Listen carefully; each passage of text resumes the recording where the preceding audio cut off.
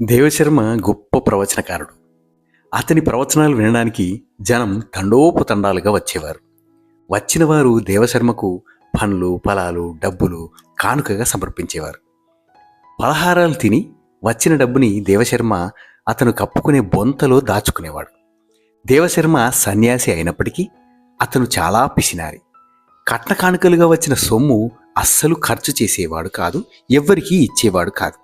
ఒంటిపైన కప్పుకునే బొంతలో దాచుకునేవాడు. అది చూసిన ఆషాఢభూతి అనే యువకుడు ఎలాగైనా ఆ డబ్బుని కాజేయాలని దేవశర్మ దగ్గర శిష్యుడిగా చేరాడు. తొందరలోనే దేవశర్మకి ప్రీతిపాత్రుడుగా మారిపోయాడు. దేవశర్మ ప్రవచనాలు చెబుతూ దేశాలు తిరుగుతూ ఒకనాడు ఒక గ్రామంలో ప్రవచనాలు అయిపోయాక ఒక ఇంటిలో రాత్రికి శిష్యులతో కలిసి బస చేసి తెల్లవారుజామునే మరో చోటికి బయలుదేరాడు. మార్గమధ్యలో ఆషాఢభూతి దేవశర్మ దగ్గరికి వచ్చి, గురువుగారు, రాత్రి మనం బస చేసిన ఇంటివారి చీపురు పుల్లలు నా జోలెలో పడ్డాయి. పరుల సొమ్ము పాము వంటిది అని మీరు అంటుంటారు కదా, ఈ చీపురు పుల్లలు వారికి తిరిగి ఇచ్చి వస్తాను అని గురువు అనుమతి తీసుకుని ఆషాఢభూతి ఆ గ్రామానికి వెళ్ళాడు.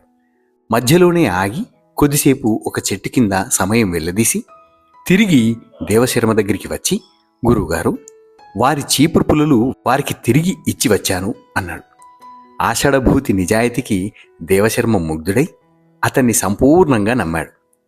ఆ రోజు సాయంకాలం మార్గమధ్యంలో ఒక నది దగ్గర ఆగి దేవశర్మ ఆషాఢభూతిని పిలుచుకుని, నాయనా, నా సామాగ్రి ఈ బొంత నీ దగ్గర ఉంచు, నేను నదికి పోయి సంధ్యావందనం చేసుకుని వస్తాను అని వెళ్ళాడు.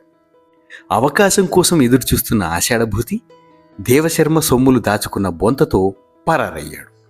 సన్యాసికి సంపదతో పని లేదు. లోభత్వం ఎవ్వరికైనా అస్సలు ఉండకూడదు.